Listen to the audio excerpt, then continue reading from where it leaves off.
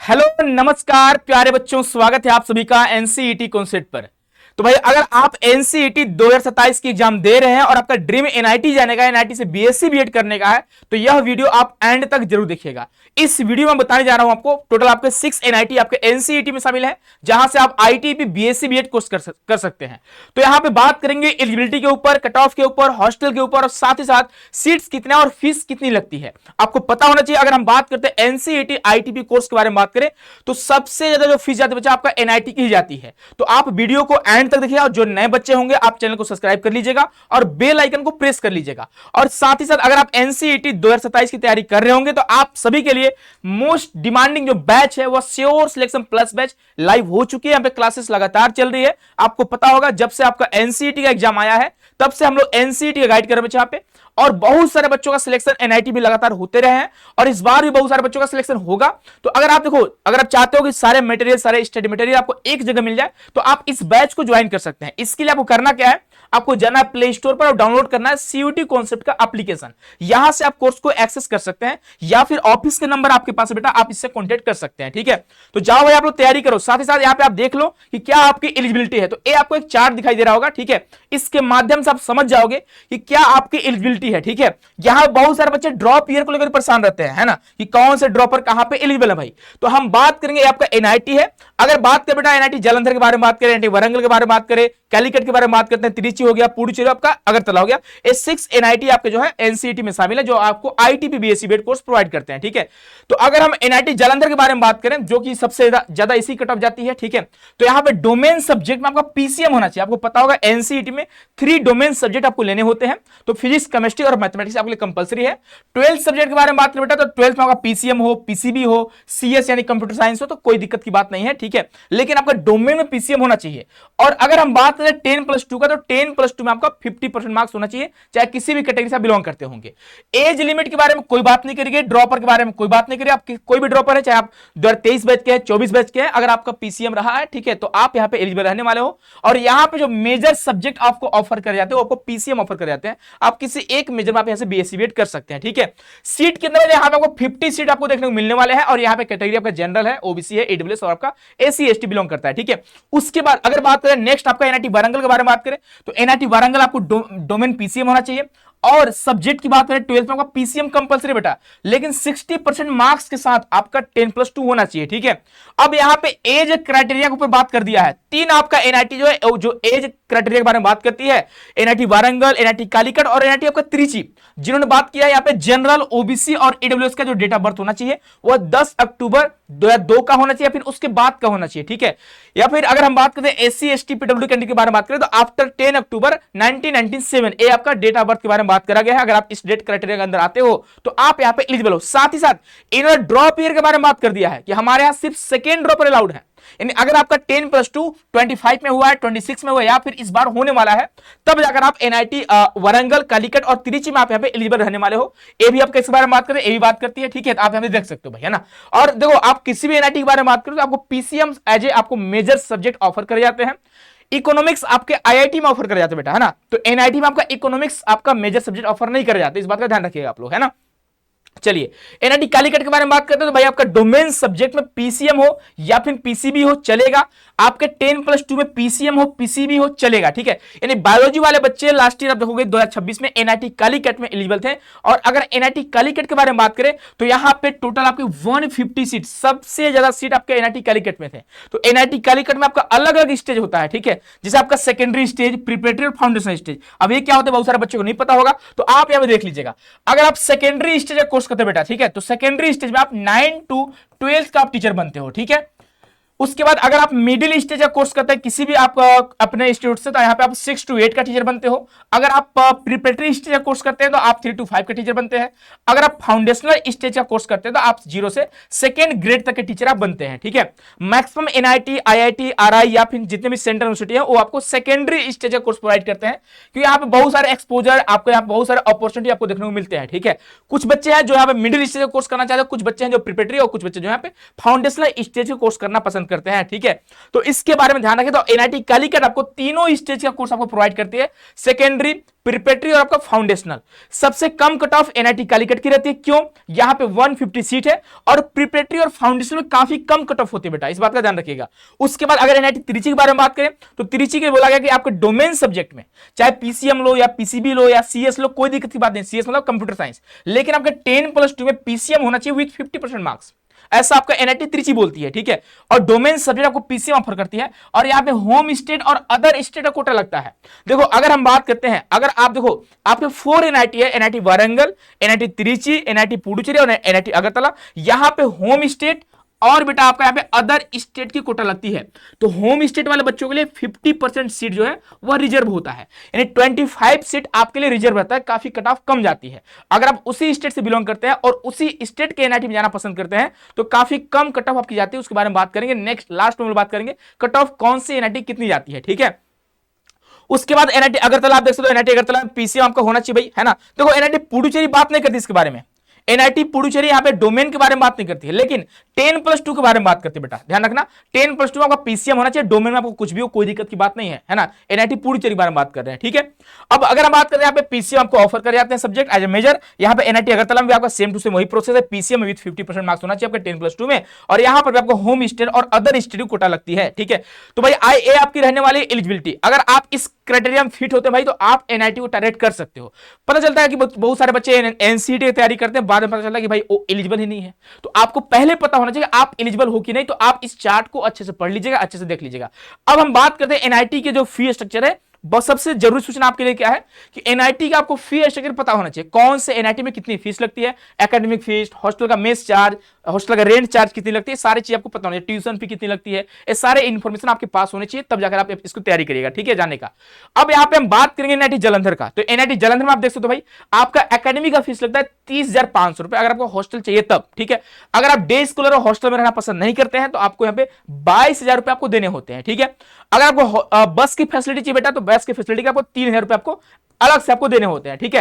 ये आपका बस का फैसिलिटी का चार्ज हो जाएगा आपका। ये आपका पर सेम के बारे में बात करें तो भाई ये तो आपका एकेडमी का फीस हो गया, इसके अलावा आपको ट्यूशन फी देना होता है बेटा, ध्यान रखिएगा। जो बच्चे जनरल, ओबीसी, ईडब्ल्यूएस से हैं आपको 30,000 रुपए आपको ट्यूशन फी देना है, पर सेम के बारे में बात कर रहे हैं। और अगर आप एसी एसटी कैटेगरी बिलोंग करते हैं, पीडब्ल्यूडी कैटेगरी बिलोंग करते हैं, आपको यहाँ पे कोई ट्यूशन फी आपको नहीं देनी है। टोटल आप फीस देख सकते हैं, यहाँ पे आपका टोटल फीस है हॉस्टल के लिए जनरल, ओबीसी, ईडब्ल्यूएस का 60,500 रुपए पर सेम आपका पर सेम है। डे स्कॉलर के लिए 52,000 रुपए, उसके बाद विद बस फैसिलिटी आपको 55,000 रुपए, ठीक है। उस तरह से आपका एसी एसटी वाले बच्चे आप लोग देख सकते हो। यहां पे सीटों को इस तरह से डिवाइड करा गया, जनरल का आपका 20 सीट है, ओबीसी का 13 सीट है, एसटी एससी का आपका 8 सीट है, एसटी का 4 सीट, आपका ईडब्ल्यूएस का यहां पे 5 सीट आपको देखने को मिलने वाले हैं। नेक्स्ट हम बात करें बेटा एनआईटी त्रिची के बारे में बात करें। एनआईटी त्रिची का आप देख सकते हैं यहाँ पे, अगर हम बात करते हैं एनआईटी त्रिची में, तो एनआईटी त्रिची में आपका यहाँ पे ए आपका एकेडमी का फी स्ट्रक्चर है, ए आपका फर्स्ट सेम का 1,10,000 रुपए है। और हम बात कर रहे हैं यहाँ पे ओपन कैटेगरी, जनरल, ईडब्ल्यूएस और ओबीसी वाले बच्चों के बारे में बात कर रहे हैं, ठीक है। तो फर्स्ट सेम का आपको 1,10,450 रुपए देने हैं, आपको हर सेम में आपको 50,000 रुपए आपको ट्यूशन फी देना होता है। वहीं अगर बात करते हैं एसी एसटी और पीडब्ल्यूडी वाले बच्चों के बारे में बात करें तो आपको कोई ट्यूशन फी आपको नहीं देनी होती है ना। इसीलिए आप देखोगे यहाँ पे फर्स्ट सेम में 60,450 रुपए, सेकंड सेम में आपको कोई फीस नहीं देनी है, थर्ड में आपका 27,750 रुपए। तो एसी एसटी और पीडब्ल्यू कैंडिडेट के लिए यहाँ पे काफी कम फीस आपका एनआईटी जालंधर में आपको देखने को मिलेंगे। बाकी भाई देखो अगर आप अदर कैटेगरी बिलोंग करते हैं तो भाई आपको 50,000 रुपए सेकंड सेम में देना है, थर्ड में आपको 77,750 रुपए, फोर्थ में 50,000 रुपए, इस तरह से आपको एकेडमी का फीस देना होता है, ठीक है। उसके बाद अगर हम बात करते हैं नेक्स्ट यहाँ पे अगला जो हमारा हो जाएगा, यहाँ पे सीटों को कैसे डिवाइड करा गया, यहाँ पे आपको बता दें शुरू में ही होम स्टेट और अदर स्टेट के यहाँ पे कोटा लगती है। तो होम स्टेट में काफी कम कट ऑफ जाती है, 25 सीट होम स्टेट का है और 25 सीट आपका अदर स्टेट वाले बच्चों को मौका दी जाती है, ठीक है। तो यहाँ पे आप इसको देख सकते हो भाई। नेक्स्ट हम अगर बात करते हैं अगला जो हमारा एनआईटी हो जाएगा, एनआईटी अगर हम बात करें एनआईटी अगरतला के बारे में बात करते हैं, तो एनआईटी अगरतला में पीसीएम वाले बच्चों को मौका दी जाती है। यहाँ पर भी आपको होम स्टेट और अदर स्टेट का बेटा यहाँ पे कोटा लगता है, 25 सीट यहाँ पे रिजर्व होती है अदर स्टेट के लिए और यहाँ पे होम स्टेट के लिए भी, ठीक है। तो आप देख सकते हो होम स्टेट को भी किस तरह से डिवाइड करा गया, वो भी आपका ओपन में आपका 10 सीट है, ठीक है, ओपन ईडब्ल्यूएस के 2 सीट है यहाँ पे। तो इस तरह से सीटों को डिवाइड करा गया, इसको खुद से पढ़ लीजिएगा, है ना। चलिए अगर हम एनआईटी अगरतला के बारे में बात करते हैं, एनआईटी अगरतला में 29,325 रुपए आपका फीस लगता है, फर्स्ट सेम फी आप एकेडमी फी, ठीक है। उसके अलावा बेटा आपको देना होता है ट्यूशन फी, ध्यान रखिएगा। तो टोटल ट्यूशन फी कुछ आपके होते हैं, ठीक है, उसको आप देख लीजिएगा। बाकी ये आपका हॉस्टल का चार्ज है। अगर हॉस्टल चार्ज के बारे में बात करें तो यहाँ पे यूजी कैटेगरी की बात करें बेटा, तो यूजी में आप देख सकते हैं यहाँ पे आपको 36,645 रुपए आपको हॉस्टल का चार्ज आपको देना होगा। तो टोटल अगर हम बात करते हैं आपका जो अगरतला है, यहाँ फर्स्ट सेम का फीस आपको कितना हो जाएगा, तो भाई आप 30,000 यहां मान सकते हो और 36,000 आपका यहां हो जाएगा, यानी 66,000 रुपए आपको हर सेम में आपको देने होंगे, ठीक है। तो यहां पे आप देख लीजिएगा। उसके बाद अगर बात करते हैं नेक्स्ट हमारा एनआईटी हो जाएगा, एनआईटी वारंगल। एनआईटी वारंगल के बारे में बात करें बेटा, तो एनआईटी वारंगल में आपको देना होगा यहाँ पे ये आपका हॉस्टल का चार्ज हो जाएगा, ये आपका एकेडमी का चार्ज हो जाएगा। देखो अगर आप बीएससी बीएड करना चाहते हो, ओपन जनरल ईडब्ल्यूएस कैटेगरी से आप बिलोंग करते हो, तो आपको 87,500 रुपए आपको देने हैं। लेकिन अगर आपको फैमिली का इनकम 1 लाख से कम है, ध्यान रखिए, आपका फैमिली इनकम 1 लाख से कम है, तो आपको मात्र 42,500 रुपए देने हैं, आपको कोई ट्यूशन फी नहीं देने हैं। अगर आपका फैमिली का इनकम 1 से 5 लाख के बीच में है, तो आपको यहां पे 15,000 ट्यूशन फी और 42,500 रुपए आपको अदर फी, यानी 57,500 रुपए देने हैं। अगर आप एसी एसटी कैटेगरी से बिलोंग करते हैं, पीडब्ल्यू कैटेगरी से बिलोंग करते हैं, आपको यहां पे 42,500 रुपए देने, आपका एकेडमिक का फीस हो जाएगा, ठीक है। एक पर सेम के बारे में बात करें बेटा, ध्यान रखिएगा। उसके बाद अगर हम बात करते हैं हॉस्टल एंड मेस की फी के बारे में बात करें, तो आप किसी भी कैटेगरी से बिलोंग करते हैं, तो भाई यहाँ पे आप बॉयज के लिए 43,000 रुपए आपका पर सेम हो गया, और यहाँ पे गर्ल्स के लिए भाई आपको 42,000 रुपए आपका पर सेम हो जाएगा, ठीक है। इस बात का ध्यान रखिएगा, है ना। और ये सारी चीज आपका सेमेस्टर वाइज बेटा दिया गया है, ठीक है।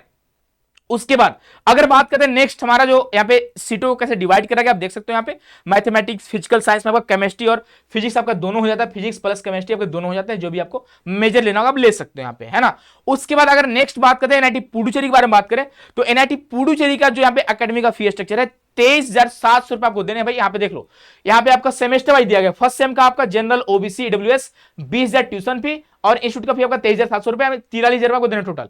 एससी एसटी वाले बच्चों के यहाँ पे 23,700 रुपए, ये आपका फर्स्ट सेम का है। सेकंड सेम का आपका यहाँ पे दिख रहा होगा, थोड़ा कम आपकी हो जाती है, ठीक है। तो ये आपका फीस आपका दिया गया और डिटेल में आपका दे दिया गया कि क्या क्या फीस आपसे ली जा रही है ना, किस चीज की आपसे फीस ली जा रही है, भाई ये आप देख सकते हो, पढ़ सकते हो खुद से भी इसको, ठीक है। उसके बाद सीटों को भाई यहाँ पे home state other state quota लगती है, आप देख सकते हो, और सीटों को इस तरह से आपको डिवाइड करी गई है ना। उसके बाद अगर बात करते हैं नेक्स्ट हमारा एनआईटी कालीकट हो जाएगा। एनआईटी कालीकट के बारे में बात करें तो एनआईटी कालीकट में आप देख सकते हो, अगर आपका फैमिली का इनकम जो बेटा 5 लाख से ज्यादा है, और अगर आप जनरल ओबीसी ईडब्ल्यूएस कैटेगरी से बिलोंग करते हैं, तो आपको 1,40,000 रुपए आपको एक सेमेस्टर का फीस देना होगा, ठीक है। ये आपका सेमेस्टर वाइज फीस बेटा, ध्यान रखिएगा आप लोग, है ना। उसके बाद अगर बात करें आपका फैमिली का इनकम 1 लाख से 5 लाख के बीच में है, ठीक है, तो आपको 98,634 रुपए देने हैं।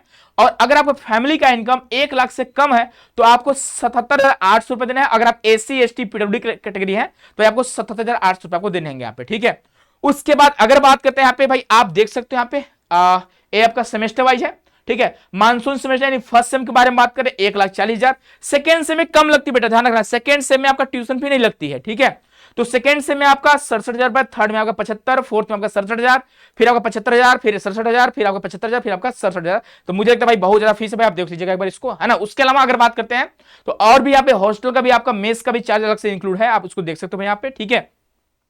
अब देखो ये जो आपका एनआईटी कालीकट है, एनआईटी कालीकट में आपको 3 स्टेज का कोर्स आपको प्रोवाइड करती है एनआईटी कालीकट।